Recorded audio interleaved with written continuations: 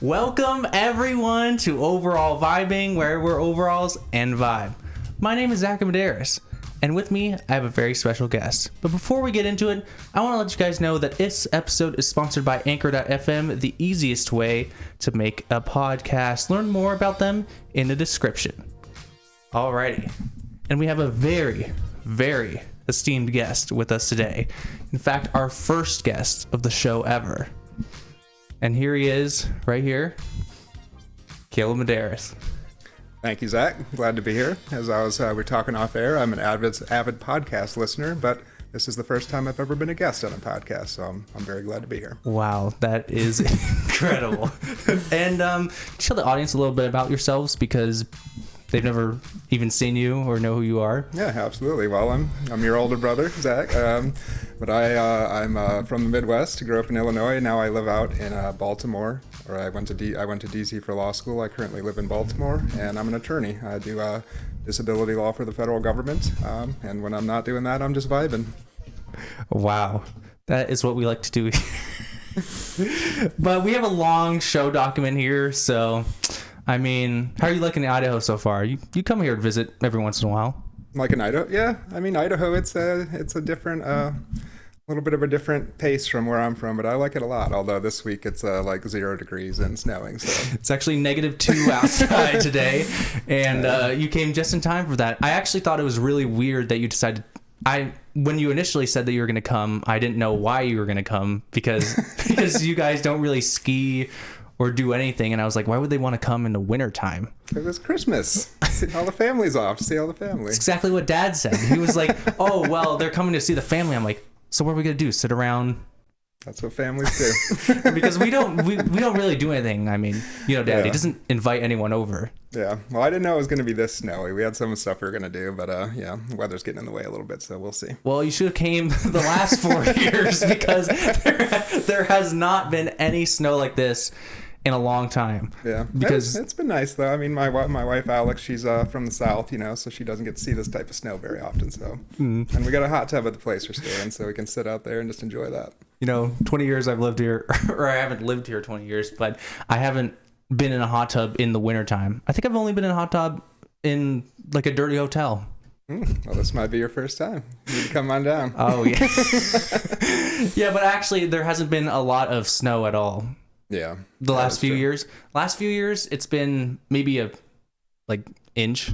Yeah. And then it will melt, and not until January will it stay. Yeah. So this year we came right at the perfect time. Yeah, 0 the degrees, perfect time. 8 inches of snow. Yeah. And it was also 90 degrees up until the end of October. Wow. Yeah. Yeah. So I don't know. We came out to see family. If we get to do some stuff, we get to do some stuff. But yeah, you're right. We're not skiers. We're not snowboarders. Yeah. I was like, why would they want to come out here and experience this? And yeah, but you're here now. How long are you here for? That's where we leave the day after Christmas. So we're the rest of the week, and then we leave out Monday. Oh wow. Right when it warms up. Yeah. No, I thought you guys were going to stay longer, but maybe you're going to do something else. You guys just went shopping today? Yeah, we went out inside downtown Coeur d'Alene, got a little shopping, went down to the resort, down to the lake, checked that out, and oh yeah. Was it everything you've ever dreamed of? I did not know a lot about Coeur d'Alene, even though I've been up here to visit family, obviously. But since y'all used to live north of here, I didn't know much about the city. So I've been a little surprised to see how kind of nice it is. Nice little downtown. So yeah, it's been good. I mean, it's nicely decorated. You also saw fireworks. I've never seen that or been on a cruise. And we got to go to the North Pole and meet Santa, who apparently the North Pole is on Lake Coeur d'Alene, which I learned that this year. So yeah, we got to do a little cruise on the lake, and we've done some fun stuff so far. I mean, see, we have everything here. Yeah. Did you even know you were going to go on a Santa cruise when you came here? I did not know, but when we looked in the tourist guides, that's like the number one thing for Coeur d'Alene is got to go visit Santa Claus. If you're here in the wintertime, really, that was the big thing they listed. I think they do fireworks on the cruise even during the summertime. Yeah, I think they have fireworks, but it was pretty nice. And our little, my little nephew George, we got to put his name on the list, and the Santa Claus made a very prominent display of saying George's name. So it was fun for him. And what did you think of that? He doesn't usually like strangers. Well, Santa Claus was in a little hut floating out on the lake, and our boat just kind of pulled up somewhat near Santa, and Santa was speaking into a microphone. So. Oh, I thought you dock and then you go see Santa. Yeah, I thought that's what we're gonna do too, but no, you just like Santa's out in like a little hut on the lake, and so the boat just kind of gets near. We sing some Christmas carols, and then they light up the tree. And I mean, maybe the North Pole melted, so he's just out on an iceberg out there, and you go visit him. Yeah, it was a little odd, and then he's just kind of like in this little, like I said, little floating hut, and then I was assuming they were just gonna take you guys around Tubbs Hill, and then they have their golf course back there, and I thought they were just gonna dock and see Santa on the green or something. Yeah, no, it's like they have all the lights. I think you've seen the lights down on the floating boardwalk. So yeah, you kind of go by there, and then there's like a little Grinch in there, like running around, and so it's geared to some degree towards little kids, but it's pretty cool to see. Was there a meal? They had like complimentary, or not complimentary, but they had like a bar on the boat and like little stuff for kids too, like hot chocolate and stuff like that. Oh, I didn't know if it was going to be dinner or not. It wasn't dinner. No, they had holiday cocktails, so for the parents, and then hot chocolate for the kids. And then I was going to try to go, but then I called them and then they said they were booked out at 8:00. And then I was like, oh, I hope they have reservations or something. Yeah, well, it's a typical our Medearis family. Like, I didn't even think about it till the last minute. And Travis, my brother, your brother too, we decided to go, but it was like we got the last tickets for like that time slot. So it's it was bizarre because they said that there was no tickets for 8:00, but at 7:30 we have 22 available. Oh, wow. Like, why was everyone going at 8? I think there must be something janky about their reservation system because I didn't see it. I thought 8 was the earliest. Did you go online? We went online to see, but it was very weird because I said I thought that was the earliest one we could find. So it's interesting that they're always available at 7:30. But I went online and said there was none until the weekend or something on their website, and then I called them and then they said there was. Yeah. But hopefully, I'd love to come back out in the summertime because they have lake cruises all summer. But this was the only one available this time. But the lake cruise, they actually do serve food. Yeah. But little George had a good time and he got to meet Santa, so it was all worth it. Yeah, he came in and he told me about it. I don't remember. That was the night he came over to our house, I think, and stayed. And he was just saying that, oh, well, Santa said my name. He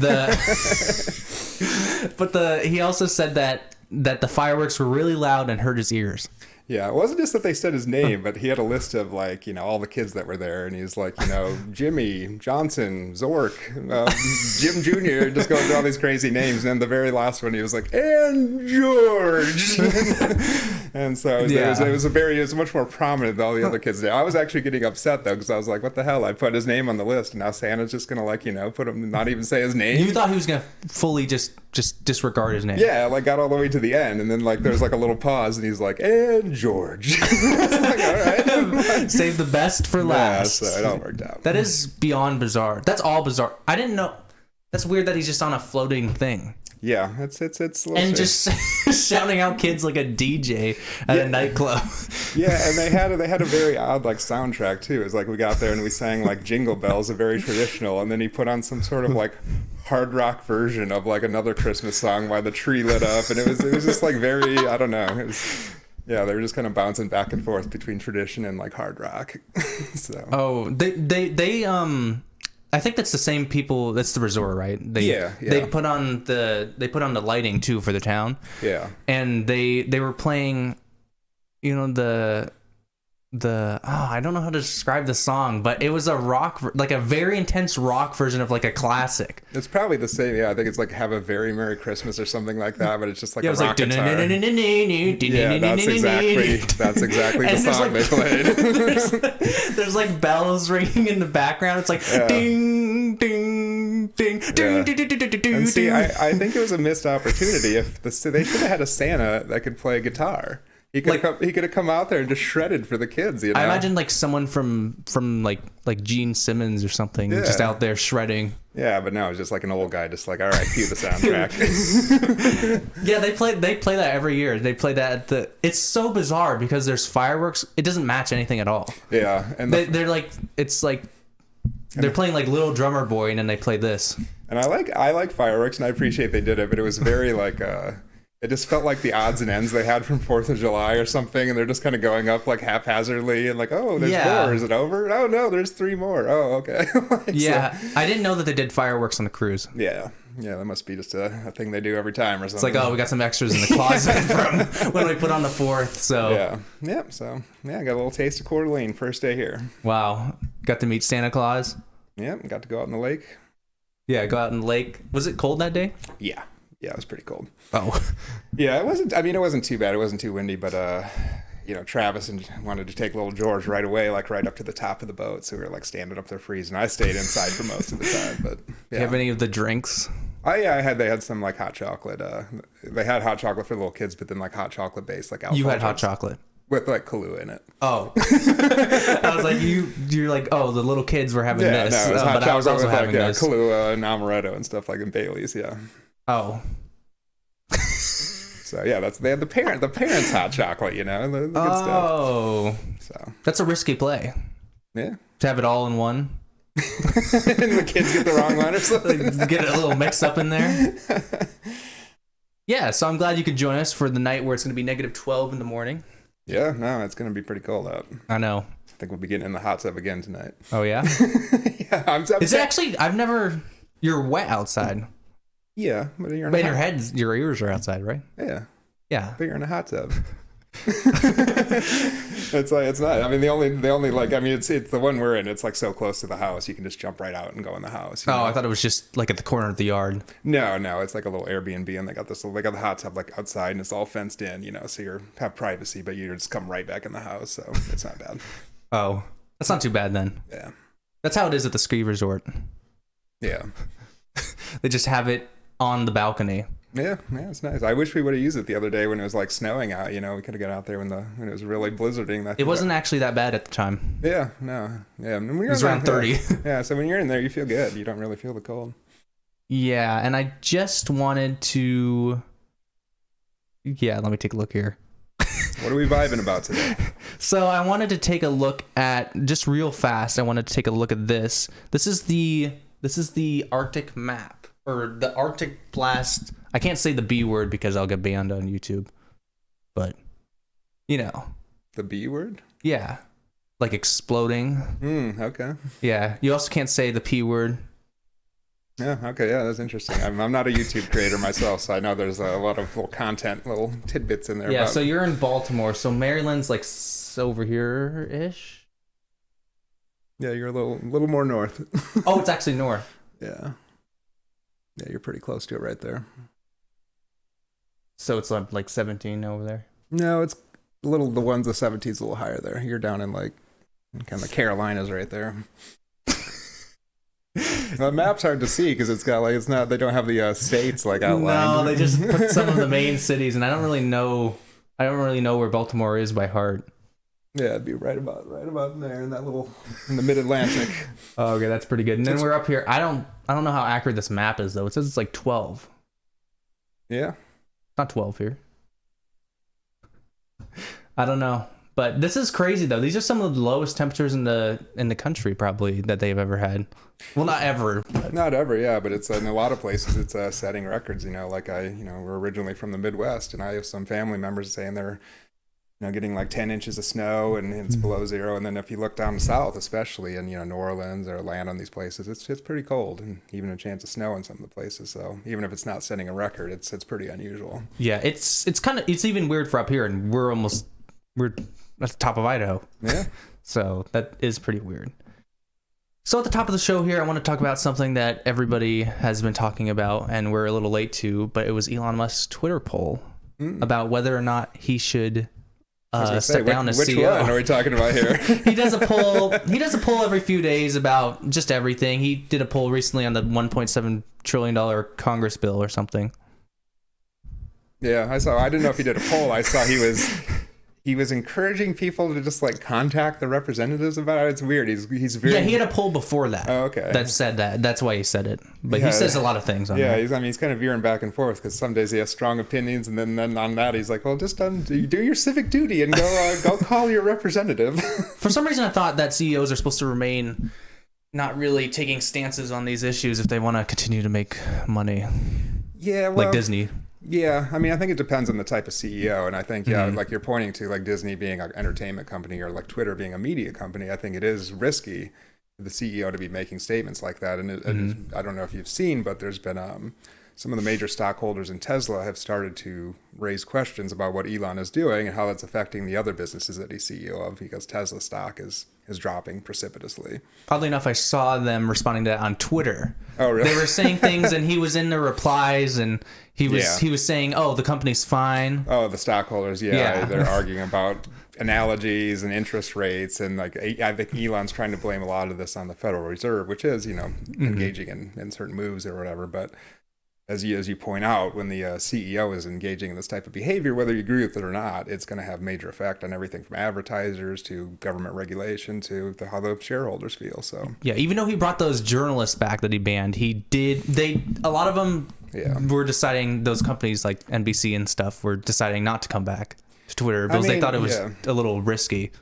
Yeah, well, it's like he's brought some of them back to some degree, although like one of the journalists I follow pretty closely is Matt Binder, and he has not been fully restored to his old account. He still has some things that have been like not operating normally. And then the other issue too is like, you're on social media yourself, and some of these people depending on it for their livelihood, for their career, it's pretty disruptive to, even if they're only banned for 24 hours, like a lot of them were told it was permanent. And then like, oh, it's not permanent. Or if you delete this tweet, you can come back. And now you can come back, but some of your account doesn't work. So, that's just so disruptive to the people that depend on Twitter. As comical as it can be, or as absurd as some of the stuff can be on there, people really depend on it. So I think that's part of it too, is just how erratic some of his behaviors been, and not, no clear policy objective there. It is still a huge place. There's a lot of people there, even though everyone's like, oh, let's leave Twitter because it's so trashy. But there is a lot of people that are still, there is a lot going on there. You can find out a lot of stuff on there. And some people are leaving Twitter, but there's no substitute. Because, I'm in a more liberal crowd in general, and I've heard people, I'm going to Mastodon. But Mastodon is not like Twitter. It's much harder to use. It's kind of segmented. There's Post, there's a Hive Social, but none of these have the same kind of a Thunderdome aspect of Twitter, for better or worse. It can be hellish sometimes, it can be annoying, but I can go on Twitter and literally tweet at Elon Musk, and he might see it and he might respond to me. So there's really no other social media site like that. So I don't think it's going anywhere. I mean, Trump just got unbanned last month when Elon took over, but Truth Social, it's not anywhere close to as large as Twitter at all. No. I mean, it's a Twitter ripoff, which is kind of funny. It looks exactly the same if you look at the UI. But yeah, I mean, it doesn't have anywhere near the user base, and it bans people and does stuff too. But then the other aspect as well is that a lot of conservatives have repeatedly tried to make a Twitter replacement, whether it's Parler or Gab or Truth Social. But part of what makes Twitter special or works so well is that everybody's there. It's not fun if you're just with a bunch of people you agree with, because they want to yell at each other. They want to own each other. They want to get viral things, get arguments or stuff. If you're just there with a bunch of people that think the exact same as you, it's not fun. Yeah, I don't even if I was like heavily conservative, I wouldn't be like, I can't own people that are also conservatives. Yeah, it's just everyone just agreeing with each other and being, oh, that's great, but it's not. Like, you're on Twitter for the status, for the clout, for showing people up and going viral and stuff like that. And people say they don't want conflict, but what's the fun in that? Yeah, people may say that, but I think they do want conflict. Like, we need a lot less conflict on Twitter. Yeah, well, that's kind of like Mastodon. I'm not on there, but I've read a little bit about it, and it seems like it's a collection of all the complaints about Twitter. Like it's all based on like, how do we fix these perceived problems with Twitter? But I think that kind of makes it not fun. That's what people like get out of Twitter. I think that's kind of the key part. It's like they're trying to take away the things that make it fun. The only place I've seen that name at all, I haven't even read anything about it, was on Elon Musk's tweet where he was banning posting social media links. Yeah, he banned Master, because I think it's just been bandied around as one of the main alternatives, or like some journalists have went there, but it's like I said, I don't think it's ever gonna be able to compete with Twitter. It's just not the same. Yeah, but then he also went back on I don't know, it's too confusing. There's too many things going on. I think he kind of went back on posting the socials. I think you can post a link tree now. Yeah, and I haven't read up on completely about that, but it was interesting too about like what he left out, because he listed a bunch, but if I remember correctly, I don't think TikTok was one of the ones that was. YouTube wasn't on there. YouTube, yeah. So it was very odd, kind of the list that was on there. And then I think the other interesting part too, it's kind of a different little leg to go off on, but the idea that banning Mastodon, the links like that, he's using the same technology that Twitter used to limit or ban distribution of the Hunter Biden laptop story, which was a huge complaint of Elon Musk and a lot of these conservatives saying that Twitter is censoring information, censoring important stories, and yet he's using that same technique to ban and censor things he doesn't like. So I think, a lot of people are kind of looking at this saying, well, what's the difference? What's going on here? And what's the policy objective, what he's trying to do? Yeah, I have here what it was from the Twitter support account apparently, but it said that specifically we will remove accounts created solely for the purpose of promoting other social platforms and content that contain links or usernames of the following platforms: Facebook, Instagram, Mastodon, True Social, Tribal, I don't know that one, and Post. And yeah, those are the ones he said that he was going to ban. There's no YouTube is a huge platform, even if it's not social media per se. That's a lot of information, and TikTok too. That's where most of the young people get their information. Yeah, absolutely. And I think that policy you just read as a lawyer, the word that jumps out to me is solely. That's a subjective. What does it mean to be solely for that purpose? Is it like if Facebook creates an account that says Facebook, but they're promoting other things or posting? That's something that he creates these policies, so it looks like something that's really ironclad, or that he has some sort of backing in it, but he puts words in there that are kind of these weaselly words that he can use, he can define any way he wants, and then it just it's kind of, I feel it's like he's creating policies on the back end to kind of justify things that he wants to do anyway, or that's been suggested to him. So I think people had complained about that. Some other conservatives have pointed that out. So he banned that and then tried to come up with a policy on the back end to justify it. But as I pointed out, I think the policy isn't quite as ironclad as he wants to make it out to be. Do you think he's just chronically on Twitter all the time? Because it seems like he's in people's replies, a lot of people's replies, even ones where he shouldn't even be replying. He just says, "I agree." That's what the like button's for. I mean, I think he's on Twitter a lot, but I think it's partly his lifestyle. I mean, I think he's like this. I don't know. I'm speculating, but there's been talk about his childhood and how he's bullied a lot, and was isolated, and that he's kind of almost like reliving some of that childhood stuff that he didn't get to experience, So, as I'm sure you saw, like a picture that got released from the early days of his Twitter takeover was him coding late at night with a bunch of guys that are at Twitter at like 2 a.m. Just like the bro culture having a of great coding. old time. It's like if you're into that, that's one thing. But there's a lot of other employees, I'm sure, that would like to go home, see their families, work a normal schedule. Yeah, that was the initial when he put out that thing of like, you can either stay and like work all these hours, or you can leave. Yeah, if you're going to be hardcore. Yeah. But that, that's, to me, that was really a pretty kind of an evil thing to do, because a lot of Twitter employees are here on a visa, on an HB1 work visa, and they can't leave. They're stuck. And if they don't have that job anymore, they're going to get deported. So there was a lot of people, I think, stayed because they had no other choice. But I'm sure there were some people that want to be hardcore and live that lifestyle. But like, as you pointed out, I even think about, some of his recent tweets about whether he should step down, or some of these polls he put up. He was at the World Cup in Qatar, watching the World Cup, and these tweets were coming out at like 2 a.m., 3 a.m. Qatar time. So he's clearly not sleeping. He's up at night, and I think there's been some speculation too, because Saudi Arabia is the biggest investor in Twitter, after Elon Musk, that he was there with some Saudi Arabian officials, that they might have told him, like, this is not looking good, Elon. You need to find a real CEO and stop jerking around, and before all our money gets lost, Well, he has like that crackhead, like almost like a college student, like Adderall, Red Bull type of lifestyle, Elon. Yeah, I thought you were saying he has an assistant, or like a cracked out Red Bull assistant. No, because we all remember this tweet. Oh, yes. The classic.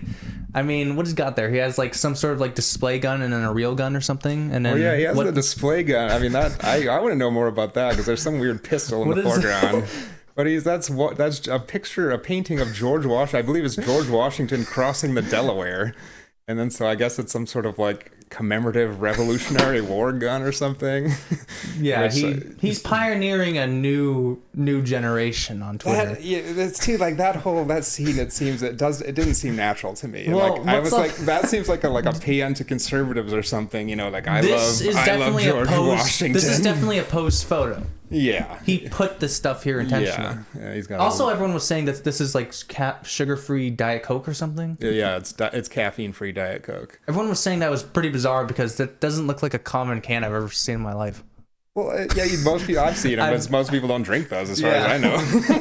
I don't think that's a common one for people to be drinking. Yeah, and that's my favorite kind of like. And I don't remember. There's stuff in the bag. Yeah, I don't know what that is, but that's kind of one of my favorite touches. That he should have like added a Bible or something. He's like, I'm so hardcore. I'm drinking caffeine-free Cokes all night. Yeah, I was like, why are you? Shouldn't you be like pounding caffeine Cokes or something?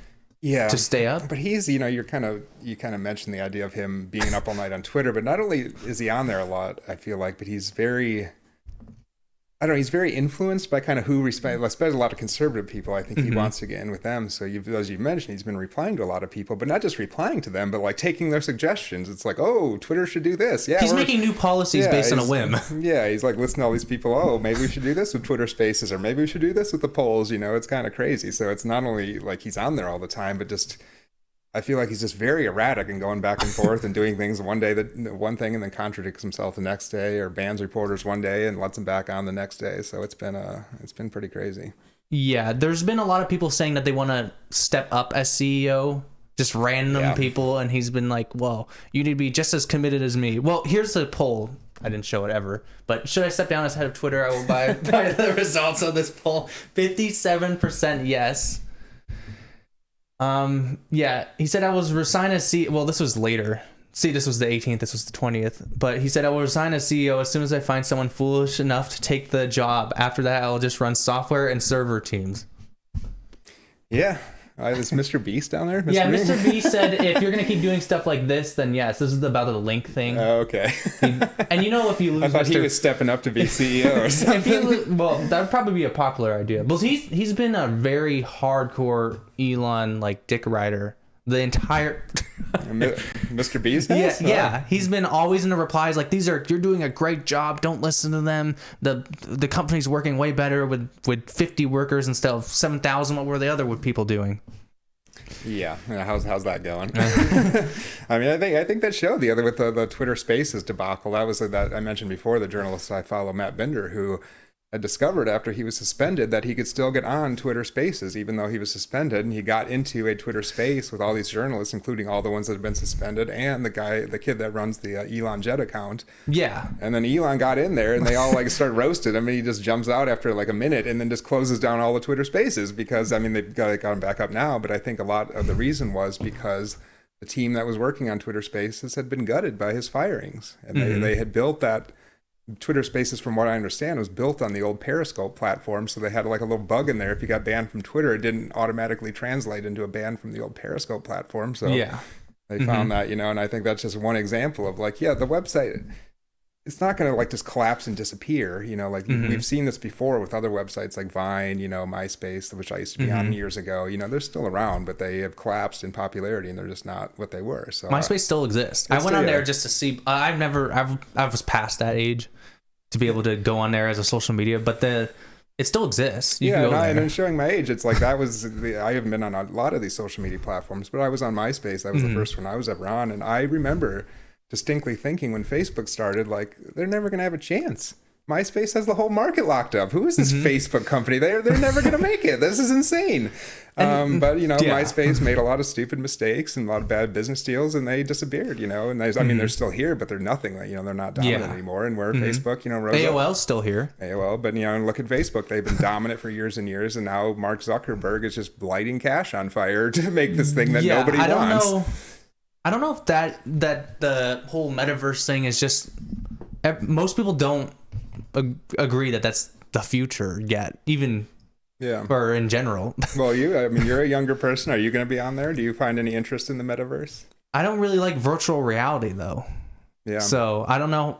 I already don't like just staring at a screen all day typing for 10 hours just for college. But yeah, well, and like every picture he showed, like every little sneak peek it looks terrible.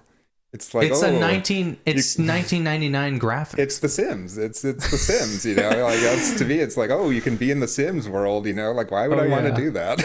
It's terrible. I don't know why he thought, and that was like $7 billion or something, and that's what you come up with. I mean, more than that. I think it's an unbelievable amount of money, and Mark Zuckerberg's told investors, we're just going to keep losing money for next year, you know, to build this thing that he is so confident in. But just to kind of tie it into the Twitter thing, you know, it's not meant to be a Twitter replacement. They're not comparable exactly, but I really found it quite interesting when Elon bought Twitter and everyone was freaking out. Is it going to collapse? Should we all leave? Should we go somewhere else?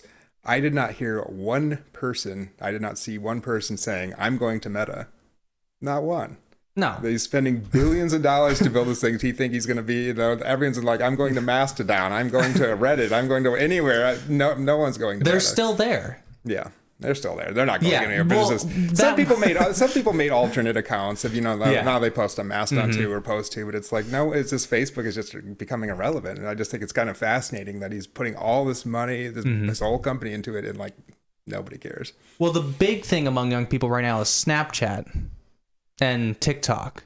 Most people don't even Instagram is becoming kind of old because they ruined it with ads. It used to be you just check out your feed and it's people you actually follow, but now you scroll 2 posts and then it's just ads. It doesn't show you the people you're following. That's why and the engagement is so low now. Even if you're following your friends, you will never see their posts unless they post on their story or something. Yeah, I'm not on Instagram, but I've definitely heard a change in the conversation where I think a lot of people used to really like it or kind of, you know, talk about how their use of it. And yeah, it does seem like it's changed. And I get the sense too, a lot of these social media companies are trying to like imitate each other too. It's like, oh, TikTok came out and I had all the success, and now it's like, well, YouTube has shorts. You know, what can we do? There's to get YouTube Shorts, there's Snapchat, something Reel. There's Reels on Instagram. That's also what you're seeing. Be Real is actually the most popular app this year, and it's this thing where at a random time in a day it says you have 2 minutes to take a picture, and it takes a picture of your. It's supposed to be more candid. It's like a candid version of Instagram, and you can see all your friends' pictures. It's supposed to be better. And now it's on TikTok, TikTok has one. It's called like TikTok Now. You have 3 minutes to take a picture at a random time. Or there's another one. I don't remember it. I think there's one on Snapchat now too. There's also one on YouTube. Yeah, they're just all copying features now. It's like the things that made them good or that people liked it. They're either getting rid of it or they're modifying it and trying to. Yeah, and I saw like I haven't heard much about it. I don't know if he's going to follow through, but Elon floated for a little while that he was going to change the character limit on Twitter from like, what is it now, 280? Yeah, like 280 to 4,000. That'd be a blog post, you know. So it's like, well, that's another example of like what makes Twitter Wasn't what Twitter it is. Just made to say like a sentence? Yeah, it's really funny if you go back. I just read an article the other day about Elon has proposed another thing he's proposing that people are pissed about is getting rid of accounts that were made that haven't been active in a long time, and especially when Twitter first came out, a bunch of people made accounts. And it would have that little prompt. I don't remember the original one. It was like, what's on your mind or something like that. So you can find all these accounts that have one tweet that'll be like, I'm bored. I'm hungry, you know, because they were just answering the prompt and then didn't know what there wasn't many people on Twitter. They never went back to it. You know, it's an interesting little time capsule, you know, about. Yeah. So yeah, and like when I first started using Facebook, they didn't have the newsfeed. The newsfeed was something that had Zuckerberg invented after a few years and introduced to a lot of controversy, you know, but it was just, you know, friends and family. You just post pictures and a little bit about what you're doing. And then, you know, it changed rapidly over time. But yeah, it was much more about just connecting with people and stuff like that. I think Facebook peaked by now.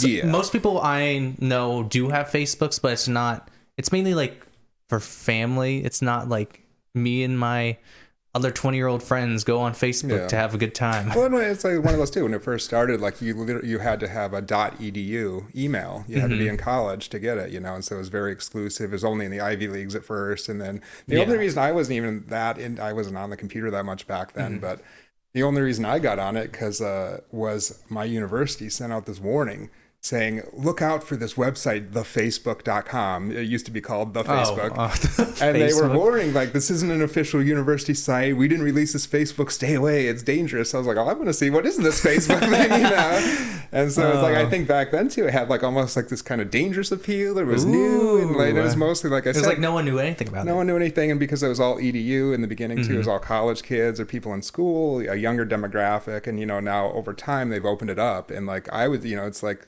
clearly now the biggest users of Facebook is older people, not saying that in a bad way, but Definitely. it's like my aunt, our Aunt Diane, for example, she's a very prolific Facebook user. People like that, to use to stay connected. And most of the younger people, like you said, have moved on to Snapchat. Or I even kind of thought like Snapchat might be a little older now. And I know TikTok is. I thought it was old because I was really big into Snapchat up until like the end of 2020. I just got tired of it. Yeah. And I haven't been on. It's interesting because I just kept it just because there's like Snapchat memories. It shows you pictures like this happened It's kind of like Facebook.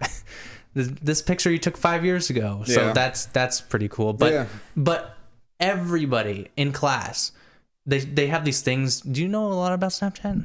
I know a little bit. I've never been on. I don't have an account, but I know a little bit about it. Yeah. Yeah. So if you send picture back and forth for 3 days, you get a streak, and then you do it every day. There's people that just sit in class sending pictures of like their knee under the table just to keep their streaks, and they have like 60, 70, hundreds of streaks. Does Snapchat like incentivize that? Do you get anything out of it, or is it just to say I have a streak going? You just have the little symbol and then a number next to it, a little flame symbol. That's crazy. Yeah, I thought maybe you get like ad revenue, or you get some sort of you new don't tier. really get anything. But every snap you send, you get a number added to your snap score. So I have like 100,000 snaps, which is not that much apparently, because there's people just chronically said I sat on there all day when we first got the internet, but I just wasn't on it because we didn't have internet at our house, so I wasn't really using it when I was really into it. I think social media, there's a lot of criticism. Sometimes I think maybe we should just get rid of all of it. It'd be better. But I think there's value to some of it. But I think that's a lot of the negative aspects of social media comes in from the putting numbers on things, like how many followers do you have, how many likes did you get, how many retweet, like that's Twitter speak, but all these things like this incentive to be on there more, to get more likes, to have more competition, as opposed to, I think if you got rid of some of those number counts and some of those things, it would get rid of some of that toxic behavior. You couldn't get rid of all of it. People are going to do what they're going to do, but I think that just incentivizes people to look for fame, look for more viral stuff, just find anything to, get people paying attention, as opposed to, I have something to say, or I have something to post, this is what I'm going to post, and if it goes viral or not, who cares? Yeah, it used to be, what was cool about it was it wasn't texting, but it was like you actually sent a picture of yourself. Yeah.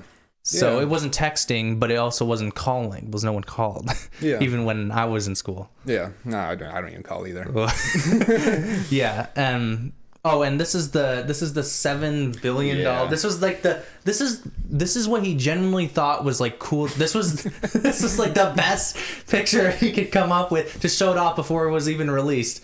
This. I know. It's what's. I don't even know what to say about this, because he's like, oh, look at me, I'm in Paris, and it's like some. What is this? His buttons aren't even lined up. What the? I had not even noticed that. This looks like a sandcastle too.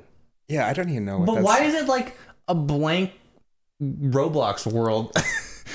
Yeah, I know. It looks like just and these trees. Look at the insane graphics.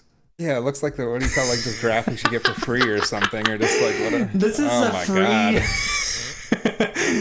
Oh, that's classic. Look at you have that realistic texture on the.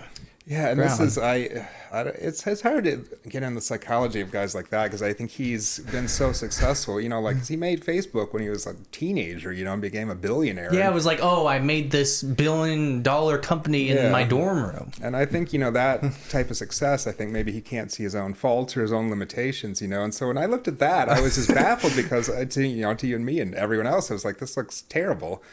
And he was saying, well, it was rushed. We were just trying to get something out. It's going to look better in the future. But it's like, that's all you're staking your entire fortune and company on this whole initiative. And you're like, let's just throw out some crappy picture. Oh, I was wrong. It actually cost $18 billion.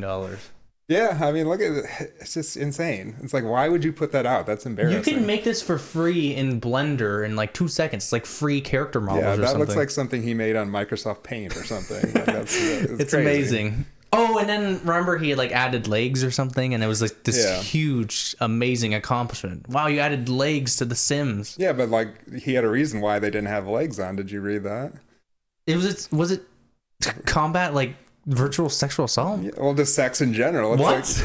Just any sex? Yeah, I mean, well, there's obviously a concern about like there's going to be sexual assault and stuff, because as a lawyer myself, I've read about the kind of discussions around how people have liability and stuff, but I think It was more just in general to be like, so they can't have any sort of sexual stuff going on in the meta world. No tomfoolery in the metaverse. But so it's like, that's another, like, why would people want to be there then? But then it came in. I think because there's a lot of kids on there. There's also, there was this, like, I follow H3 podcast, you know about that. Yeah. And he went into the metaverse, he just tried it out because he was clowning on him or something. Yeah. It's genuinely a lot of kids on there.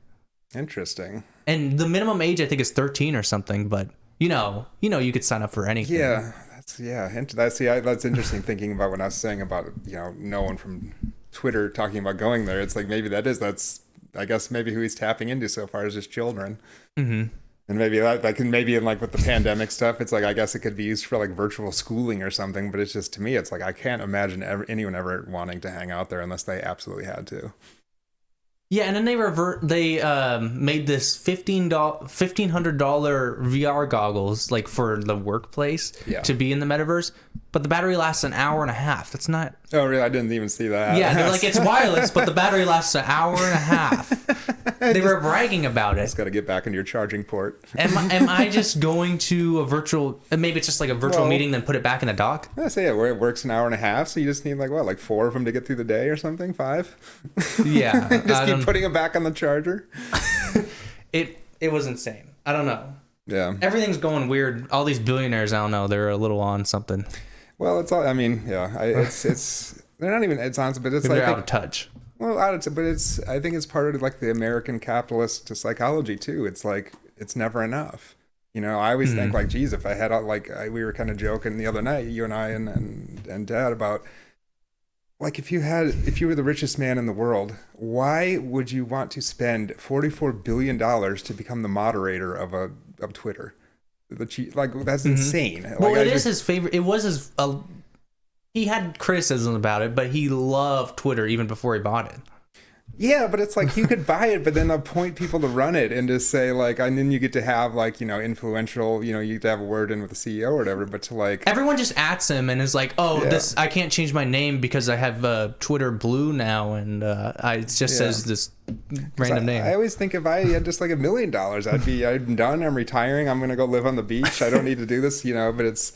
all these richest guys, it's like they have the way you become the richest person in the world is that you have a pathological drive to get more money, get more power, get more. It's never enough. Well, it seems like he is doing a lot.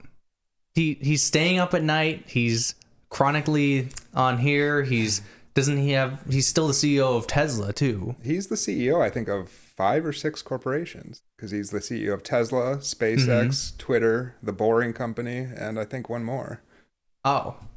Well, he must have a lot on his plate then. I don't know, and has enough time to do this. Well, yeah, but this is the complaint. That's what I was mentioning, like Tesla shareholders, like some of them are talking about filing a lawsuit or trying to do a margin call because his activities at Twitter, one, are so erratic and negative in the press that it's having an effect on Tesla stock, but they're also making the argument that he can't possibly be the CEO of 6 companies and he's either, he's like, now I think they're arguing that he's devoting all his time to Twitter.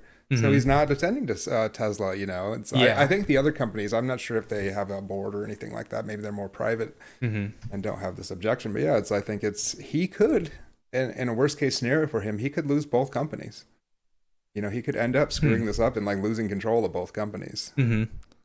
Yeah, and as we saw on here, he said that, as the saying goes, be careful what you wish for. This was this was the day after, or the night of, when he saw that he was losing. He thought everyone was just going to be just amazed that anyone could think of that. And he said, this person says that he already has a CEO picked out, and then he says no one wants this job to actually keep Twitter alive. There is no successor. And do you know about the quartering? I've seen them on there. I don't know much about them. Really. He's more of like he's banned from Magic the Gathering tournaments, and he makes about 3 videos a day. Yeah, he's obsessed with Brie Larson. I don't know why. All right. Because he's like really into Marvel or something. Oh, okay, yeah. And he's like conservative. Yeah, he's the one who's like, when like I don't remember what the movie was. There was a movie it was like Amazon was remaking a franchise or something. Oh, I vaguely know. I know what you're talking about. I'm not into the Marvel stuff, but I don't know. But it was like they were like remaking The Hobbit into a series or something, and then they like made like someone black that wasn't black, and he was like, "Oh well, the woke mob is oh my god, yeah, is changing the story from the director's vision." Yeah, I mean that reminds me of like conservatives who object every time like Disney World changes a ride. It's like, oh, that was my favorite ride, the woke mob. I mean, these guys are. This is like, remember Tucker Carlson? He's obsessed with M&M's not being sexy anymore. Yeah, and then so he tweeted this. He said, Elon. Yeah, he actually got a. He said, Elon, I want to do it and I could keep it alive. Not only that, grow it far beyond what it is now. I have a complex understanding of alt tech, what Twitter needs and what creators need. I have a dozen years running a marketing agency that represented Fortune 500 companies. Okay, let's see here. Well, he has 233,000 followers. I don't know if that's like. Well, he also nothing in there says he's a programmer or has any experience or knowledge how to do anything. Just I mean, is Elon Musk a programmer though? Oh, he has. I don't know these. I think a lot of people dispute that, but he was involved in PayPal and some stuff, it's like he has some bona fides, I guess. But like that guy, he's like, I run a marketing agency. It's like, I have an understanding of all tech. What is all? I don't even know what that means. Like, what is that supposed to? Yeah, and then he also tweeted this. Even if you laughed out loud at this, I'm 100% certain I could very well at least help immensely with prioritizing product rollouts and maximize growth in the shortest time frame, and I would be happy to do it for free. Wait, aren't you the guy who got banned from all official Magic the Gathering tournaments because you were harassing women? Oh my, that's why he was. I thought maybe he was like and then cheating or something. There's a tweet down here where it says, someone said, you unironically leapt to defend Hitler when you have no right to be yikesing anyone, turd. And he said he was nominated for a Nobel Peace Prize. What the fuck have you ever done? Oh boy. A lot to unpack. So that should give you a clue of what type of guy this is. That's interesting. I want to fact check who nominated Hitler for that Peace Prize. Was it Himmler or Goebbels or something? Oh man! But there you go. That is the Twitter. Oh, and so were you aware that Ethan Klein got banned from Twitter? I did see that in November for pretending to be. He wasn't. He was banned for impersonation, but he did put parody in the. It was like he had it in the bio or something, but not in a name. Mm-hmm. He's got it on a technicality there. Well, I think that's like another example of what I was talking about before, where he creates these policies where it's not even clear, and he has all these wiggle room. Oh, you got to identify yourself as a parody account, but it's okay. Does it have to be on my screen names? Does it have to be my bio? This was the initial when everyone was like tweeting out nasty things pretending to be him. Yeah. It was like initially when you could first get the blue check mark, but Ethan already had the blue check mark. But he was back last night. Let me see here. He actually got unbanned during the live show. He tweeted out a bunch of things on November 6th. If I could scroll down here, there's a lot of stuff here. There's a lot of stuff here to unpack. November 6th was the night he got banned, but here he said he tweeted and it got a lot of likes. You could barely see it. 84,000 likes. He said, even though Jeffrey Epstein committed horrible crimes, I do still miss him on nights like this for his warmth and camaraderie. Rest in peace, old friend. And then he also tweeted this at the bottom of every tweet, so take note of that. He still got banned, but he said, let it be known that says parody account and info before free speech dies. Comedy lives forever. Free Jelaine. And then he said Jelaine Maxwell is an extremely decent woman who I had the pleasure of meeting several years ago. It is a shame how she's been demonized and ran over by the press. And he put it underneath every tweet. People are going to say the N-word on Twitter. That's a sacrifice I'm willing to accept for the cause of free speech. Yeah, I mean, see that one. If I just saw that, I'd probably believe it was Elon almost, because that's exactly what happened when he bought Twitter. There was an explosion of N-word postings. Yeah, and he was like, no. It actually, the hate speech went down, actually. Yeah, well, that's something I'd advise my lawyerly hat on whenever I hear them making these claims. I'd want to see evidence. There's been a number of, to use your term, Elon dick writers, who have been saying, I've been following a lot about people talking about how he's going after child sexual exploitation. He's taken he took down 100,000 pages in India. He did this and this, that, but what is the proof? He talks about it a lot, but I have seen absolutely no proof he's done any of this, and I don't know how that could be possible. when he fired the content moderation teams in most of these countries, or completely gutted him. So it's like, who's detecting it? Who's stopping it? It's just him saying that over and over, and some of the people that support him saying that over and over. But I'd say, where's the evidence that he's doing that?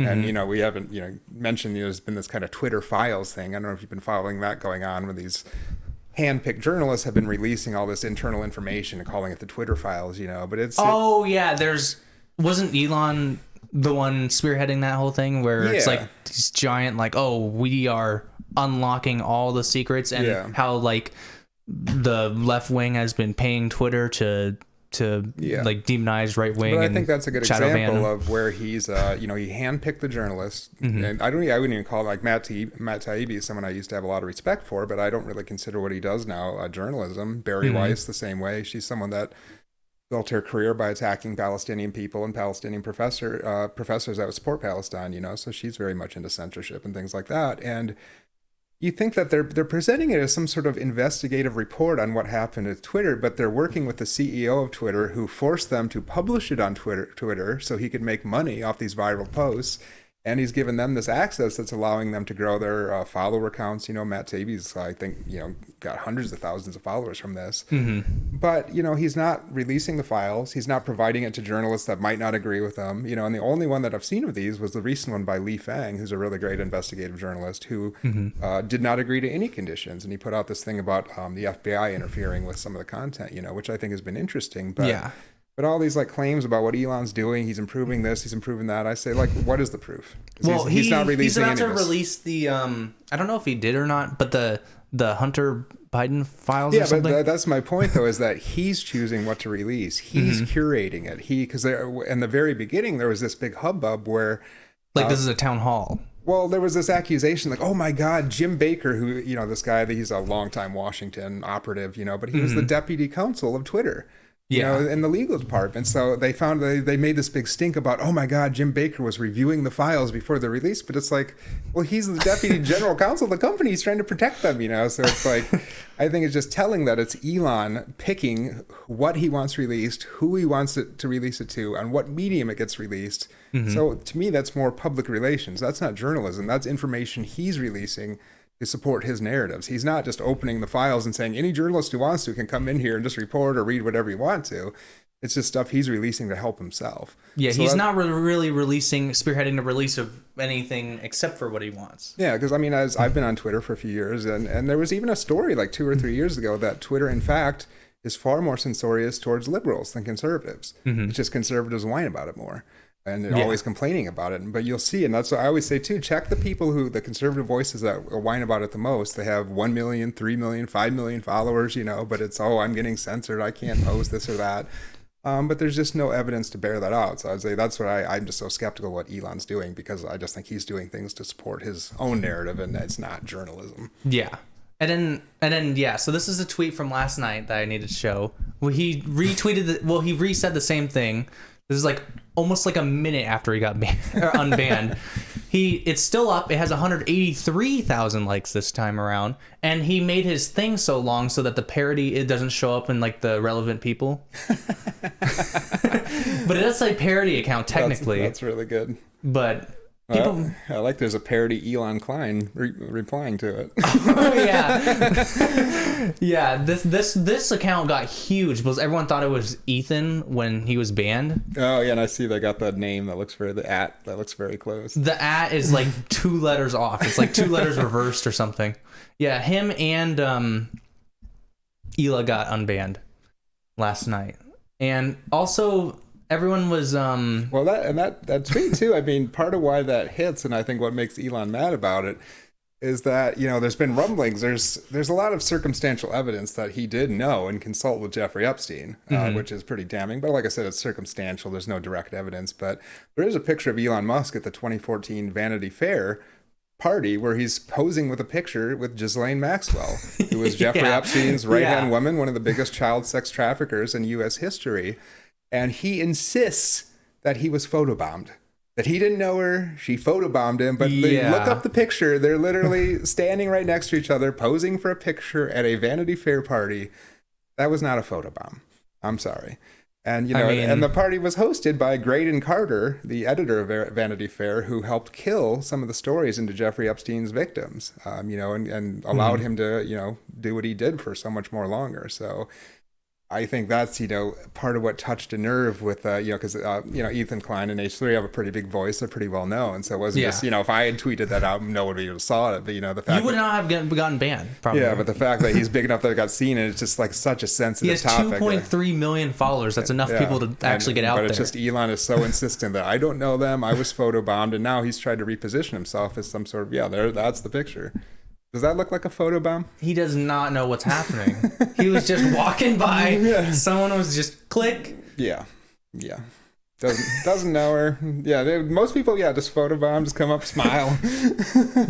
Wouldn't you be photobombing in like the background or something, not like right next to them?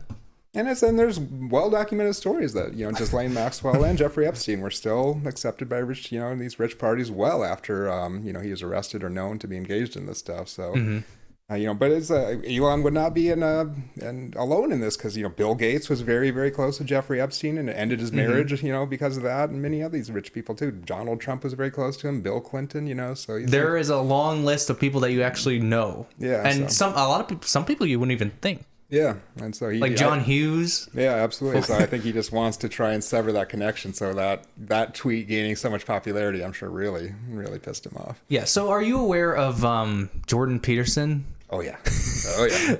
I've been aware of him since he was a professor in Canada. Do you think he's kind of been spiraling a little downhill past few years? Kind of, yeah. Do you think it's from the benzos or? He wasn't in like a coma in like Moldova or something for a while. Well, he has like an insane daughter. That's one part of it. Who put him on like a meat? I think she influenced him to go on the meat diet or something for a while. Yeah, all meat diet. Yeah, she's the one that she dated Andrew Tate for a while. Yeah. And then there's this picture. I don't have it, but there's this picture where there's Liver King. If you don't know, you found out that he's on steroids. Yeah. And then there's shocking. There's like what it was like what you think the meat diet will do to your body, and it's like expectations versus reality. You think you're gonna end up like Liver King, but then you're gonna look like Jordan Peterson, like that one cracked out photo of him. Yeah. Yeah, he's kind of insane. It's sad in a way because like he's insane, and he gained initial popularity just because he wouldn't go by the general guidance in Canada to like use proper pronouns for like trans people and just threw a fit about that and got all this attention. But like he's kind of found a base like appealing to younger conservative men. And some of the stuff he says isn't, at least in earlier books. He attacks Elliot Page a lot. Yeah. But like some of the stuff he said in his earlier books isn't exactly wrong. He's given advice to I think wayward men that are like about cleaning your room and getting us taking he's care like of a father figure. Yeah, but he's just completely he's over time just went farther and farther off the deep end where now like he can't you can't even like Lizzie, he's just insane. He's just LFMAO, just saying like crazy things. Twitter's a rat hole. Who's gonna cancel who? And it's just like this guy is crazy. What would we do without men? Yeah, and then he's one of those conservatives like kind of see in this realm that for a while they tried to take this. I'm a moderate, I'm in the middle, I'm not a flamethrower like Dave Rubin or someone like that. But that's what Elon Musk said. Do you remember that crazy chart that was where he was like, I'm right here on they all say that stuff. Yeah. Elon Musk, I'm right here, or he was saying it was like not proportional. It was like he was like the right stayed here for the past 20 years, but the left went way left. So when I was left, it was not the left it is today. Yeah, which is demonstrably false if you know anything about American politics. But they all want to position themselves as this. I'm in the middle. I'm not ideological. Moderate. I'm not political, whatever, But but the money, especially for guys like that, the money is becoming a really hard right conservative. Yeah. No one's going to pay you to sit there and just be a moderate and say, oh, liberals might have some good ideas now and then. No, there's no money in that. So here's someone who I don't know who this is. Robert Reich. Oh, Robert Reich. Yeah. Yeah. He's a economist, and he's worked in the White House, like the Bill Clinton White House, and he said Elon Musk and his enablers have turned this website into a torrent of what does that mean? Ad hominem, like personal attacks, lies floated as jokes, and blatant misinformation. This isn't freedom of speech; it's just dangerous. And then, but if we go back here, this is what Dr. Jordan Peterson say, and it's getting just impossible to find child pee. Yeah, I saw that because a lot of people had a screen cap that, but they without including the Robert Reich tweet. So it just looks like he's like just complaining. Well, you could just take out this and bring this up here and like Photoshop, clip that. But everybody was like, is he actively looking for child viewers? This is another conservative talking point, like that Elon's been claiming that he's really going after this problem, and there's a lot of conservatives. But that's another thing. It's like, where are you seeing all this? Because it's not that I've never seen child porn on Twitter. No. I've seen, people threatening each other, posting weird stuff, but I've literally, and I think a lot of it, to my understanding, is probably in other countries like India or China. China doesn't have Twitter, but India or other places. But yeah, it's like they're all saying this, but I'm like, where are you seeing this? Or how do you know? Yeah, so Hassan, Hassan, he's like a big Twitch streamer, like a left. Yeah, he at the FBI in Los Angeles, this guy right here. And then this person said, do you know what a joke is? They always say if they get a lot of backlash on something, it was just a joke. Yeah. It's just a joke. Yeah, I mean, that's a long right-wing tactic, is to kind of, even like if you go back, the Nazi, I don't want you Nazi comparisons are a little trite, but like you can read New York Times articles where they're just they're just goofy, or they don't mean all the things they say about Jews. So that's kind of a tactic they always use to have plausible deniability until they have enough power to like do what they want to do. Yeah. But that was like in the early days of the Trump administration, there was like milk, milk became this conservative thing because it's like if you say, or the OK symbol, for a while, because they do that where they all know what it means. But then if you call it out, now you're against the OK symbol? Well, here's a picture of Michelle Obama doing the OK symbol. Is she a white supremacist? There was people trolling on me on my channel. There's this let me look it up here. There's this video that I did a while back. And like it was like during a car accident or something. It was like on my channel. It was a really long one, but people were pulling this photo and claiming me to be racist. I'm not gonna lie, I did see that photo, and I was like, I didn't even know that meant anything at the time. I was like, oh boy, has my younger brother been out in Idaho too long? Is he falling in with the Kootenai County Republicans? I didn't know anything at the time. I didn't know that until 2022. Yeah, what that meant. But it's because people do that. There's other reasons to do that, but that's the type of things they do. They'll appropriate something like that so they can use it amongst themselves. But then if you go to call them out, they're like, oh, you're crazy. It's just an OK symbol. It doesn't mean anything. Yeah. So you did see that video then? Yeah. I just saw that. I don't think I watched the video, but I've seen it on your YouTube channel. Yeah, it's a really long one. I saw that picture and I was like, oh boy, I don't know what that means. Yeah, that's definitely what I was going for at the time. That was like, I was a senior in high school. Yeah. Yeah. Yeah, but Trump would do that a lot, He'd say horrible things. It's a joke. I don't mean it. It doesn't mean anything, but clearly they do. So we're gonna move on to another topic here. All right. It's actually still top of the show, and we're an hour. We got to one topic. We're gonna blast through it because we have a really nice, we have a really funny segment at the end. All right. But let's do some lightning round. Yeah. Okay. So we have Billie Eilish sexualized on AI or on TikTok because of like ARR. Did you hear about that? No, I didn't hear about that. Because of what? Like AI porn. Oh, interesting. Yeah, I didn't hear about it, but I'm not surprised. It was like sexy photos of her that were fake, but like Lensa or whatever. Yeah. Like the AI apps. So that was a big thing. Do you have any takes on that? No, I'm not surprised, and it's just it's a very tough world for especially young female performers out there, and like someone like her, because like I feel like she can't win. It's like she had her initial style, kind of baggy clothes, and it's like everyone's like, whoa, what'd she hire? Want to see her dressed, a different way or this and that, and then she did. I can't remember a cover of a magazine, kind of in a bustle with like blonde hair, and then everyone was upset by that. Everybody was like, "What happened?" She's a kid. She sold out. Yeah, it's like she sold out. Yeah, it's like she didn't owe you anything, So yeah, I'm not surprised by that. Yeah, I think the big thing was that it got viewed like I don't know, like a couple million times or something. Which is kind of big for TikTok. But the problem that everyone was finding with it was that TikTok was actually promoted. It was just in the For You page. And it was the algorithm was boosting it. And they thought that there's no like safety against this sort of thing. Yeah. I don't really understand TikTok's algorithm. It seems like it's a little different than the other ones. And and yeah, I can see that being an issue. But yeah, I think it's in the future. This AI generated stuff is just going to be a bigger and bigger issue. It's just barely scratching the surface now. It's only going to become more prominent. Yeah, a while ago there was this big controversy of like right here. Let's see here if I can switch. Like AI won an art contest and artists are furious.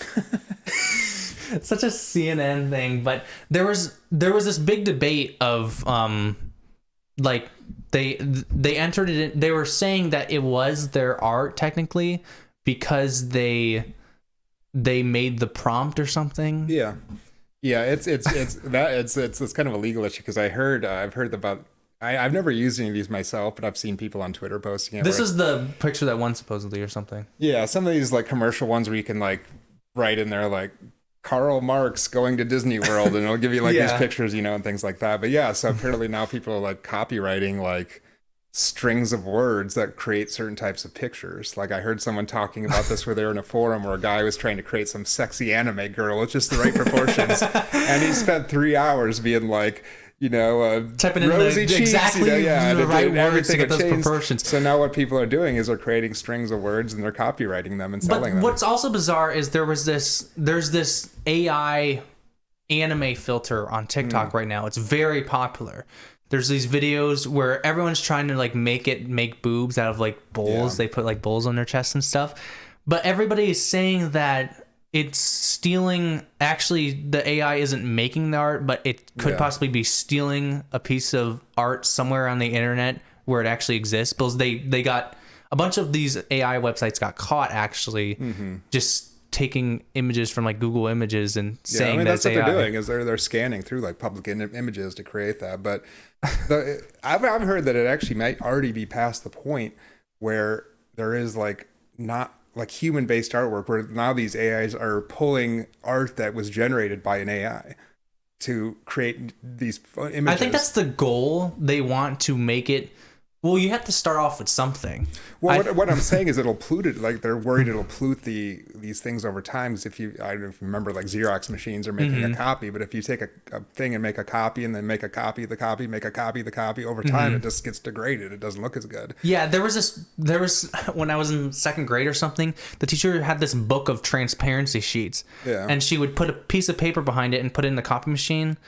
And then eventually the lines would just get so bold and there'd be like so many black dots and just a big mess. I think I don't know if concern is the right word. Some people might celebrate it that some of these AI generators might not even work the same in the future because they're not even pulling human artwork anymore. They're pulling AI generated artwork and making a copy of a copy of a copy of a copy. But I think it's such a new issue. It's hard to see right now where it's going to go. Oh, it was viewed 11 million times. Right. They don't have it here.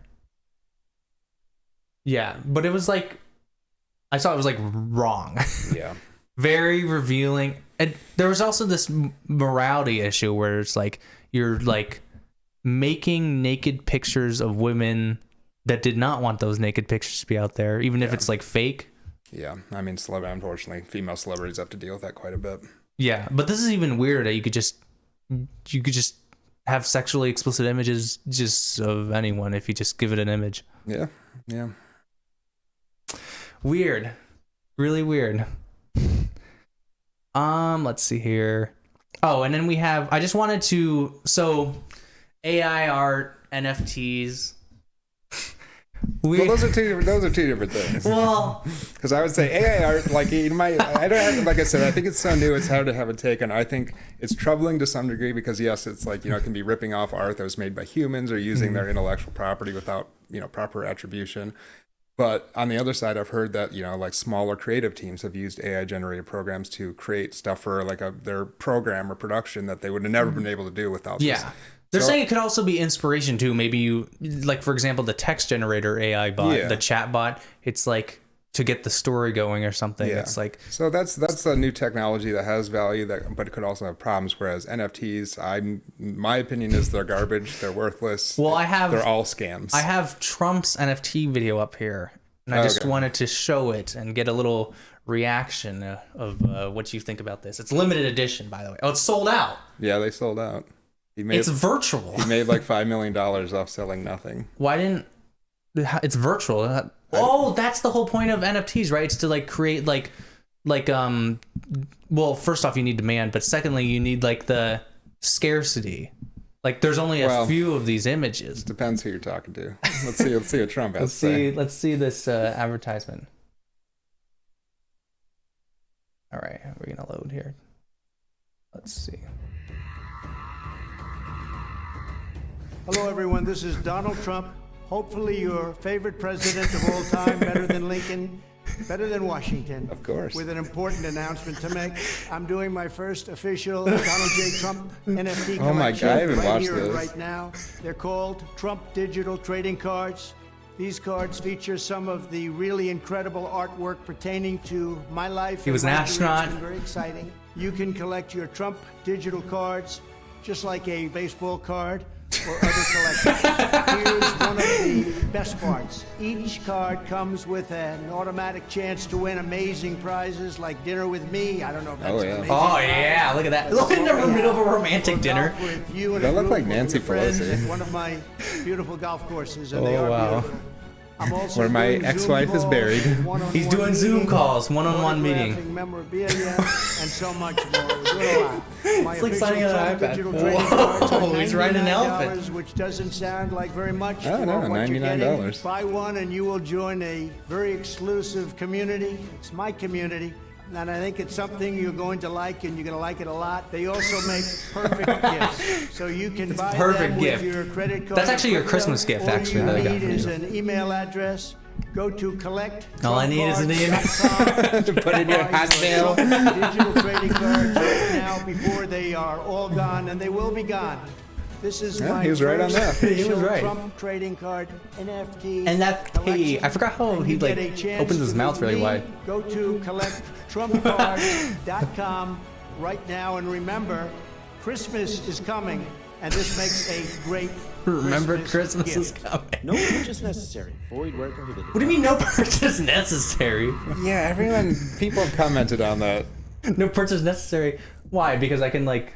That that doesn't make any mean? sense. Because usually that's something they put up with like a sweepstakes or something, or No purchase necessary? Let me see the cards. I've seen people say that they don't. People have tried to figure that out. I don't need to purchase it because I could just do this. Yeah, you can just save it. I could just save it like that. But now the federal government's gonna come arrest you. Oh yeah, they're gonna come. I can literally save any one of these images. I still love the watermarks in the backgrounds and stuff. Yeah, so I mean, this, like I said, I think NFTs were a scam.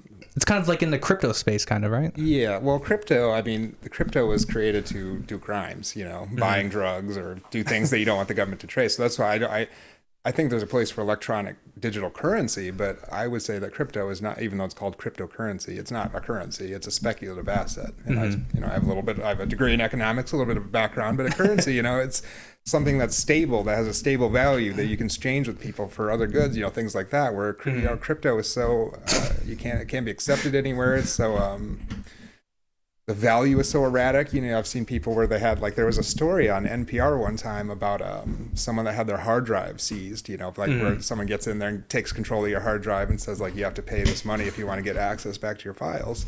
And they demanded that they pay it in Bitcoin.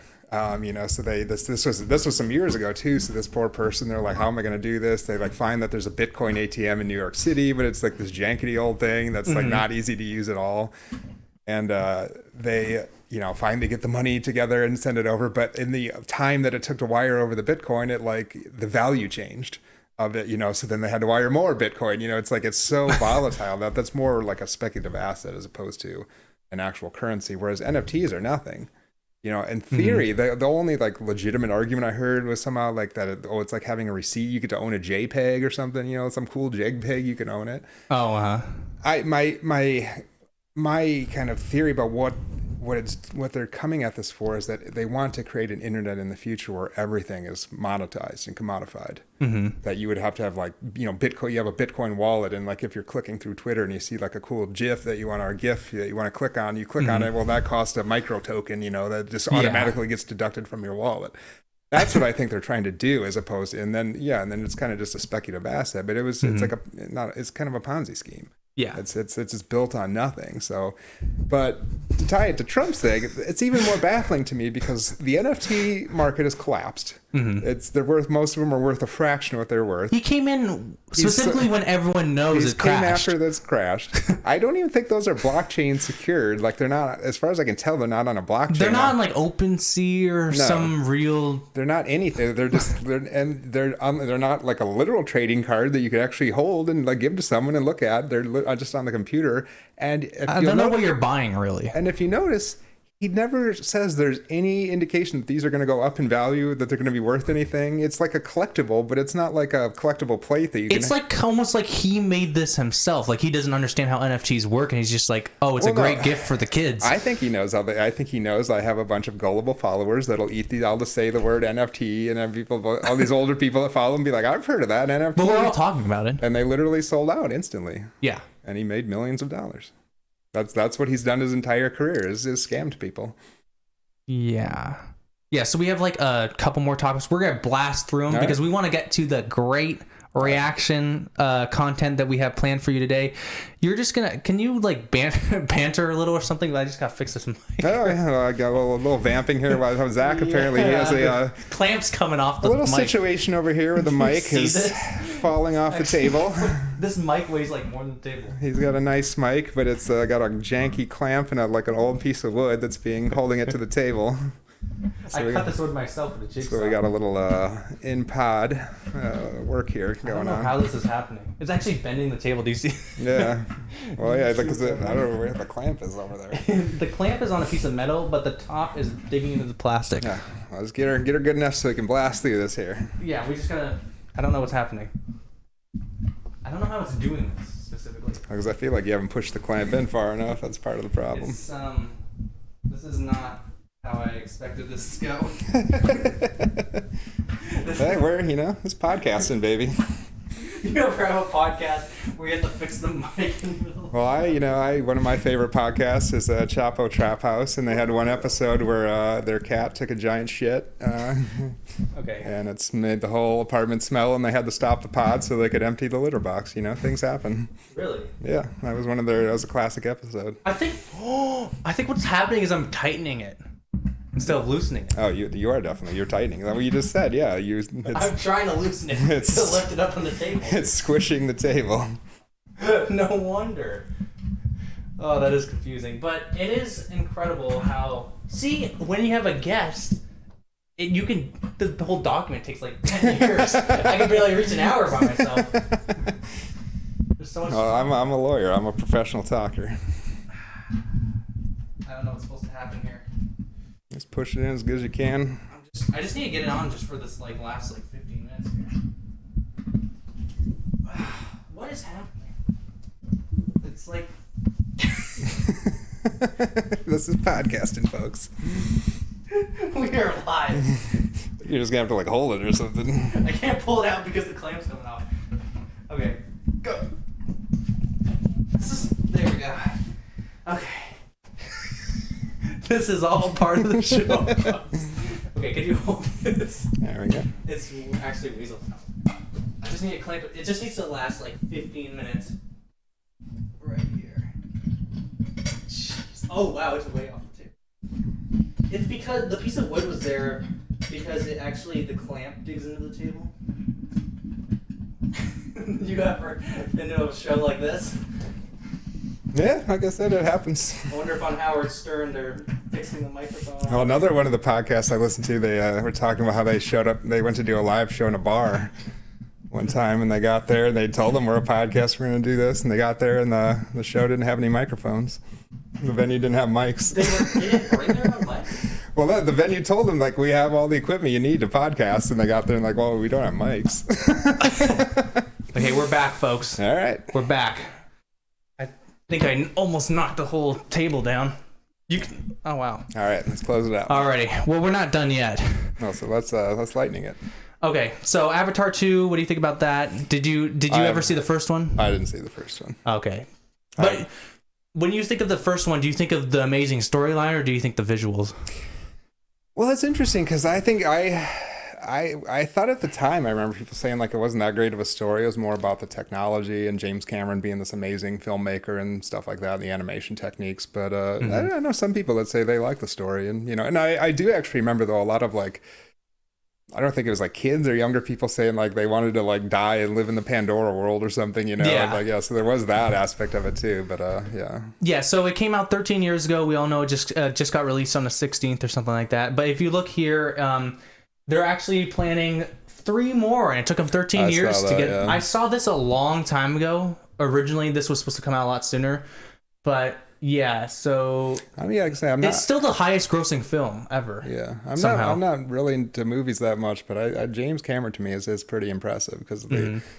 Not only the movies and stuff he makes, but I mean, when he'd made Titanic, I mean, he's actually has like made scientific contributions to like Titanic research and stuff like that. He like built a ship and went down and like saw the Titanic at the bottom of the ocean, you know, did all like he's pretty intense with the way he does stuff. Yeah, and then so everyone was saying that it wasn't that bad, the second one, but it actually got around 350 to 460 million. That's the budget. They've made back their money. They made $555 million since it came out on the 16th, so that's not too bad. I thought the story wasn't too bad. The visuals, though, for the time must have been amazing because I don't even remember it. Even we watched it last night, and it looked fine for today. But my thing is, if everyone was talking about the looks of the film, the technology's caught up. Most people can do CGI that good now, and so I'm wondering if they're more lenient on or more depending on the story actually being good. Yeah, I don't know. Yeah, it's hard to say, and like he's been working on this stuff forever, you know. And I think part of it is like technology's caught up to some degree, so it's not so unusual or advanced now maybe as it was back then. But I also just think that after COVID, like I feel like the movie industry is. I don't know if it's tanking. I don't know if it's ever going to come back to what it was before. Well, somehow I don't remember if they got. I think like Top Gun Maverick or something. Yeah, was really popular. I think in films. They got released during a time too where there wasn't. That was kind of a period where we thought maybe the lockdowns were kind of coming up, or some people were and they advertised it quite a bit too. And then he just did that insane stunt the other day where he like jumped out of a plane or something. Yeah, I remember in 2019 or 2018 we went to the movie theater. It was like packed, and this was a horrible movie. That was like Blockers, and we saw it. That movie theater was packed, but then we went to. I don't remember what I went to. We went to Top Gun Maverick, and that like this film got $1.48 billion in box office, and I went in there and there was like 10 people, and that was like the packed theater. Well, I mean, that's I think part of the change too is that some people are scared to go out because of COVID. Some movie theaters closed down, but there's just so much more streaming stuff too, or things just streaming or coming straight to. I think it's on Paramount too now. Yeah, so the people it's just changing the way people watch movies. So it's hard for me to say that things will ever be back to the way they were. All right, so we're to the fun segments now. We got like 2 more fun segments, and then we're done. All right. So, have you seen the Prolapse TikTok? I don't know. I have not, and I don't know if I want to. Howie Mandel. So Howie Mandel, he's like on the show with Simon. I don't know. Oh, yeah, it's like America's Got Talent or something like that. He is like a very PC guy. They play this all the time on the H3 podcast. That's why I know. He posted a TikTok of a man prolapse, and it stayed on for like 17 hours or something. And everyone was like, why is he posting this? And then he says that he doesn't know what it is. So I can't show the audience, but I was gonna say, I can show you. So he posted it because he didn't know what it was, or he said he thought it was a piece of wet cake. on this person's butt. Okay. But then why would he say? You just have to watch it. I say why? I see. Even if that's what he thought it was, why would you post that? Wait, I don't know how I'm gonna show this. I can play the audio. I'm just gonna turn the laptop towards you because if I switch to it, it will be on the screen. Right. Well, this is what actually the audience sees is what's up here. Okay. And you let me know what type of cake this is. The things I'm missing out, not being on TikTok. Yeah. Okay. Wait. Let me see if I could get the. When my friend. All right. So I'm gonna turn this towards you. All right. All right. Wait. Show me that cake. Okay. Look at this. Okay. Oh my lord. Okay, wait. Okay. Watch this. When my friend Neil bent over, this happened. Does somebody know, is this COVID related? And if it is, what do we do about it? Ow. Oh boy. So he said it was cake, but why would he say my friend Neil bent over, and why would he say ow if he thought it was cake? That makes no sense. He clearly knew it. He clearly knew what he was posting. If you looked at that, no context, would you assume that's cake? No. And like you said, like the words he said suggest to me that he was posting a Prolapse video. My friend Neil bent over and this happened. Like that's insane. I missed that one completely. It stayed on the feed. It got like 17 million views or something. It stayed on the feed for 17 hours, which if you're not on TikTok, but they actually just remove content altogether really quickly. Yeah. But it stayed on the For You page for 17 hours. And he's the one who deleted it. Yeah. Twitter or TikTok didn't even delete it. Yeah, like you said, it's baffling for me to see that he posted that. Like, cause he's just kind of a... That's like a G-rate. He's like... He just kind of a lame presenter. An everyone's like, type of guy. Yeah, I don't know. When I was younger, he got kind of famous for doing like a kid's cartoon show called Bobby's World, you know, so... He's not known for that type I don't of believe that 1 second. He came onto the H Street podcast and said he thought it was just a wet cake or a pudding or something that he sat on. But why would he say ow? That's exactly what they said. Okay. So we're on a TikTok tangent. We're about to end the show here, but we have 2 more topics. We're going to blast through them. So you're not on TikTok, but there's this side of TikTok where people like go mess around in Walmart and get trespassed. Yeah. And so from your legal standpoint, so I have a clip, and I'm wondering the legality of this. All right. All right. All right. Let's see here. Okay, let's see. All right, look at how many people are in line right now. There's nobody right now. This Walmart is always fucking packed. There's like 10 people at every register every time. This is the first time I've ever seen it like this, so let's be in and out real quick. By the time we're like trying to check out already, all the lines are probably gonna be full. Okay, so I think the disguise for this time is gonna be flowers. They have these different ones right here. I'm probably just gonna go with the cheapest. And also the good thing about this is if I do buy it, then I can also give my mom some flowers. All right, we found the camera. This one has to be fucking quick. This one doesn't have a button to take off. What if that one's a real one? And they see us doing that right now. All right, let's go find a real one.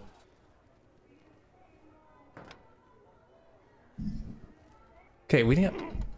Okay, fuck, thank God. Third one worked. All right, I thought it would go in deeper.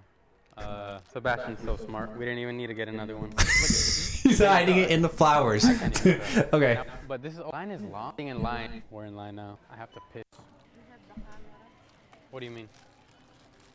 Wait, was that in there? Wait, what is that? Was that in the flowers? Wait, does it come with it or no? Can I buy it together or no? No, you cannot buy this. Oh no, you can't. For the store. Is that for the store or is it fake? It's for the store. It's not like a part of the flowers? Oh. I thought Okay, so yeah, that's basically it of that. You get the gist. Yeah. He does successfully buy it some eventually. Really? Yeah. Is this legal? I would say no. So if you're shoving the camera on a stick into like a anything, and you buy it, well technically you're purchasing the item, not that. Is it shoplifting? I don't think the part is illegal where it's like he's going up to the cashier. You know, I think there's when they take it out. Yeah, I think where he would get in trouble. Like, I guess those must be fake. If what's happening in the video is real, they must be fake cameras or nobody's watching them because. No, he bought one. He bought one successfully. And it's literally just a battery with like a blinking light. It's like a fake camera. Yeah, that's what I'm saying. Because if they're real cameras, in theory, someone's watching them, so they would see, someone grabbing at the camera lens or whatever. Yeah. But where I think the illegality could come in is that him, pulling those pieces out and disconnecting it. Like, in theory, that would be destruction of property. Well, he has this one video where he throws a ball in the ball section up and like makes a ceiling tile come off the ceiling and then buys that. Well, the cashier let him buy it though with whatever barcode. But you can't. The cashier cannot give you immunity from committing crimes just because they let you buy. Well, he tried to return it. Yeah. The big thing was he wanted to get a refund. Yeah. And so he tried to return it, but then they called the cops on him. So that's definitely that's fraud right there. Okay. But it's the type of thing, I feel like he got arrested. If I was an attorney, I'd argue that he was legally in there. He didn't, it's like even if it was he didn't do any real damage, you could probably just put that thing back in, Mm-hmm. So it's not particularly serious. But yeah, it's like if they really wanted to go after him and make an example out of him, absolutely they could arrest him for that. There's always all these videos on TikTok of people like harassing employees and getting trespassed, and that's the whole video.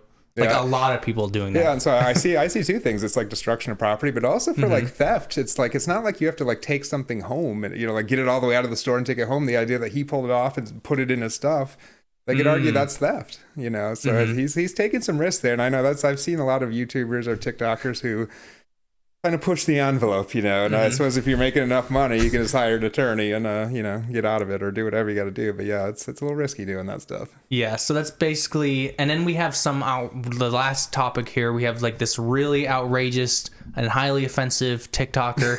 All right. And we wanted to get your reaction because, Bills, you're pretty politically correct.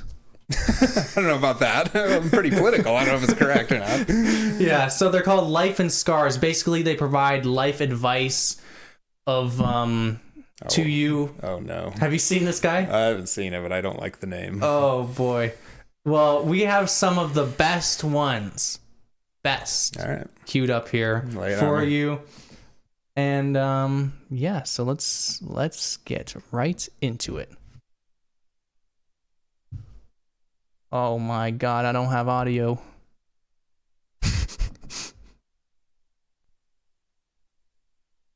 How to do the hamburger with your dick in your balls. So guys, this is going to require you to be in a relaxed state. You should probably be standing up. Already better than I thought. After that, you're going to need to grab your balls with each one of your hands. Use just your fingertips. Grab your right nut, grab your left nut. Boom, boom.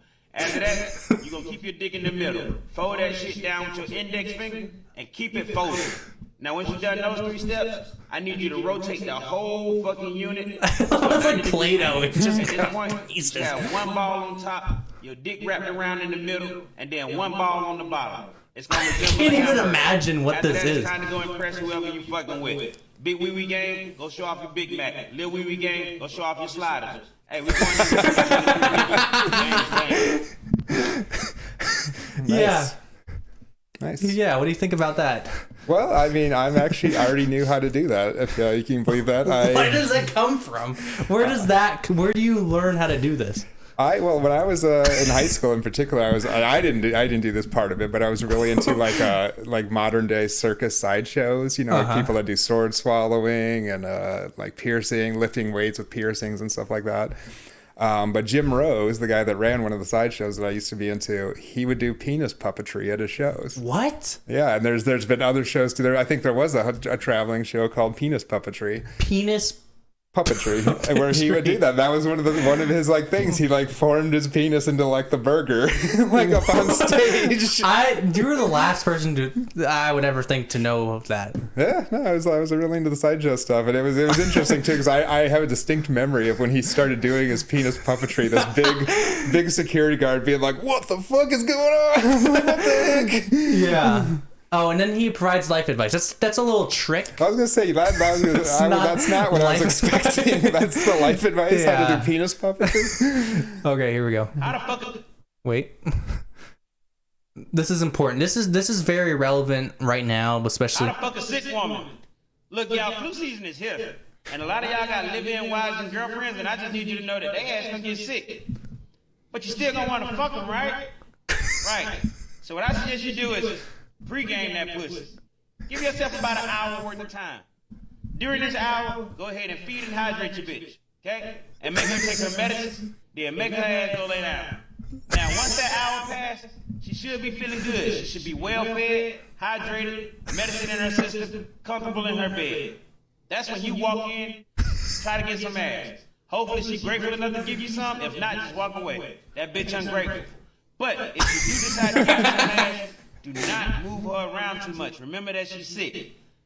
She's crawl into bed and fuck her in whatever position she laying in. If she laying on her back, crawl on top of her, fuck her. If she laying on her stomach, crawl on her back, fuck her. If she laying in fetal position, fetal fuck the bitch. How the fuck a sick woman? What do you think about that? Yeah, these are better than I thought they were gonna be. It's like even that, I was a little trouble at the beginning because it very much felt like the woman's say didn't mean anything. It's just like he's talking about her like she, but then he's like, but if she doesn't want it, well, she's like, like walk away. That's one of the most surprising things about this guy is like, oh, she doesn't want to fuck, she doesn't want to fuck. Because when Life and Scars, I really thought this was gonna be like a conservative being like, I don't know, like you need to work 10 extra hours every day if you want to get ahead. That's life, buddy. Something like that, But this is I think useful advice. Yeah. Here, we just got a few more here. All right. How to make your dick do the helicopter. Fellas, if you know anything about dick tricks, this is the meta of all dick tricks. I didn't know that you were so good at dick Impress a tricks. woman with this shit. I know Even if them. she I'm ain't not good at impressed, them. She won't be able to look away. So it's 2 ways to do this. Step 1 is the way that we do it as kids. You grab the base of your dick and you just swing your shit around in a circle. She ain't gonna really be wild by that. If you really want to get her attention, you gotta learn how to do it with no hands. Now, I don't think your dick can be too big for this, but I do think it can be too small for this. That's why I be telling y'all size be matter. However, if you want to do it, the first thing you gotta do is get the left to right motion right. That's all in the hips. Keep your body still. Move your shit left and right to get it to slap thighs. Once you get that down pat, you got to get the up and down motion. You get this by bouncing up off of your toes at the right point. You got to stand up on your tippy toes, come back down. Stand up on your tippy toes, come back down. With enough practice, your helicopter game will be so strong your ass might just fly away.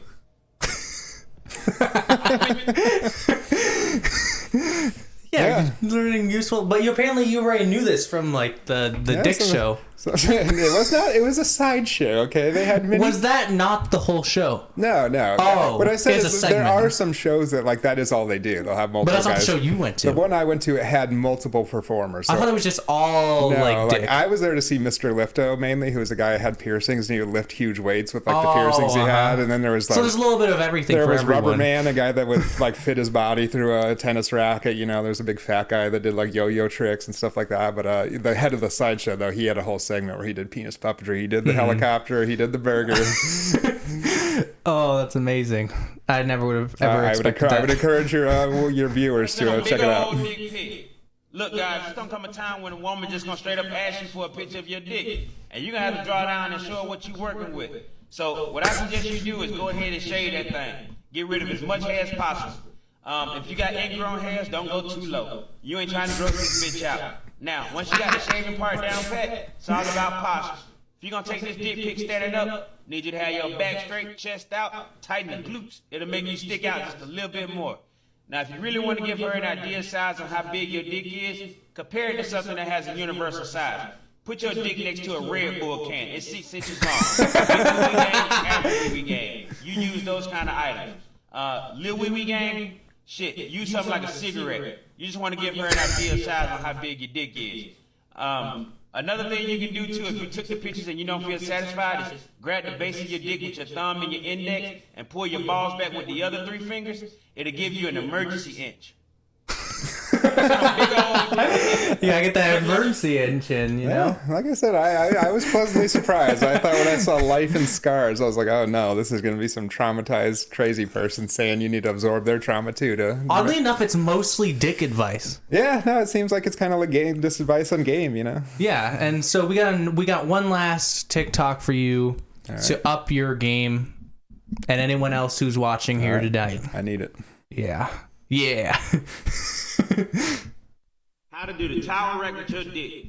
You got a weak dick? You got a limp dick?